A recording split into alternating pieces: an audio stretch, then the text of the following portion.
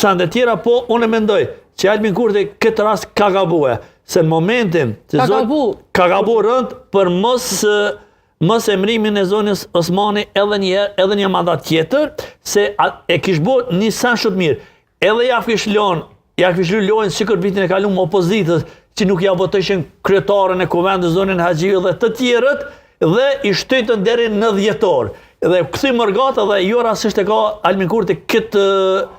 përqindje se jenar gjithë mërgjimtarët tonë, një aset jo një shuar, po si do qoftë është edhe ata ka rritë mi mashtru, mi qitë para këtë krym, me atë farë populizm në vetë, si do që tjetë, e ka votu në regullimi. Dhe ta zonja Osmani, nëse bën hapin e duar, kërkon falje, LDK-s dhe simpatizanë dhe kryesisë LDK-s dhe këthën LDK, besoj se Albin Kurti do gjinizohet dhe